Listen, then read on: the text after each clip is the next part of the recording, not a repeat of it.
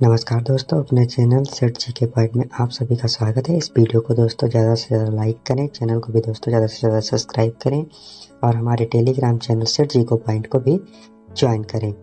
इस वीडियो में इतिहास के गुप्त वंश, समुद्रगुप्त और चंद्रगुप्त द्वितीय किससे संबंधित महत्वपूर्ण प्रश्नों के बारे में आपको बताएंगे, जो विभिन्न परीक्षा में बार बार पूछे जाते हैं। चलो शुरू करते हैं इस वीडियो को। गुप्त वंश के संस्थापक कौन थे? तो गुप्त वंश का संस्थापक कौन था? तो गुप्त वंश के संस्थापक श्री गुप्त थे। गुप्त वंश का वास्तविक संस्थापक कौन था? गुप्त वंश का वास्तविक संस्थापक कौन था? तो गुप्त वंश का वास्तविक संस्थापक चंद्रगुप्त द्वितीय था। गुप्त काल की समय अवधि कितनी है? गुप्त काल की समय अवधि कितनी है? तो 319 से 500 ईस्वी है। कितनी? 319 से 500 ईस्वी है। श्री गुप्त का उत्तराधिकारी कौन था? श्री गुप्त का उत्तराधिकारी कौन था? तो घटोत्कच था। गुप्त संवत की स्थापना किसने की? गुप्त संवत की स्थापना किसने की? तो चंद्रगुप्त प्रथम ने की। सर्वप्रथम सोने का सिक्का किसने चलाया था? सर्वप्रथम सोने का सिक्का किसने चलाया था? तो चंद्रगुप्त प्रथम ने चलाया था। भारत का नेपोलियन किसे कहा जाता है? भारत का नेपोलियन किसे कहा जाता है? तो समुद्रगुप्त को कहा जाता है। लक्षवी दोहित्र किसे कहा जाता है? लक्षवी दोहित्र किसे कहा जाता है? तो समुद्रगुप्त को कहा जाता है। किस गुप्त शासक को विक्रमादित्य की उपाधि दी गई है? तो किसे विक्रमादित्य की उपाधि दी गई है? चंद्रगुप्त प्रथम को दी गई है।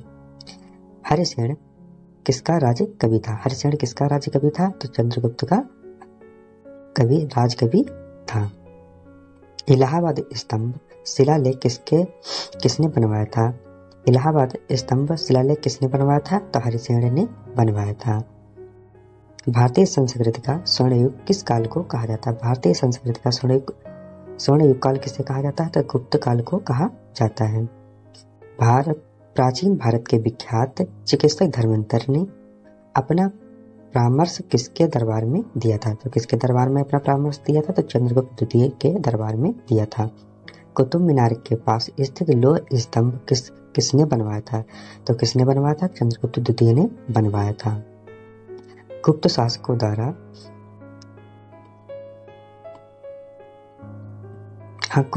द्वारा जारी किए गए चांदी के सिक्के क्या कहलाते हैं? तो क्या कहलाते हैं? रूपक कहलाते हैं।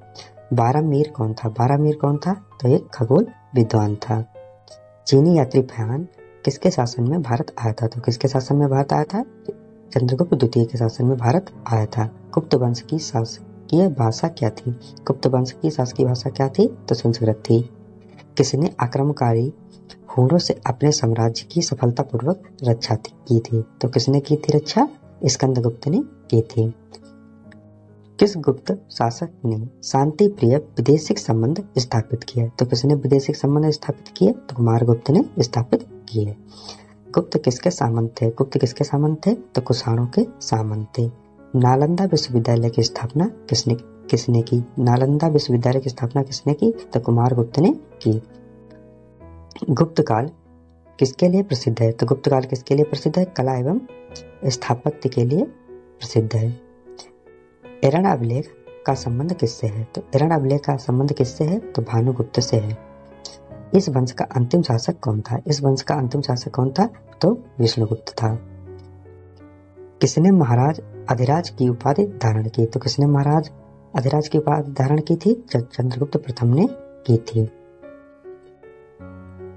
किस गुप्तकालीन शासक को कविराज कहा गया? किस गुप्तकालीन शासक को कविराज कहा गया? तो समुद्रगुप्त को कहा गया। गुप्त काल के सर्वाधिक प्रिय देवता कौन थे? गुप्त काल के सर्वाधिक प्रिय देवता कौन थे? तो विष्णु जी थे।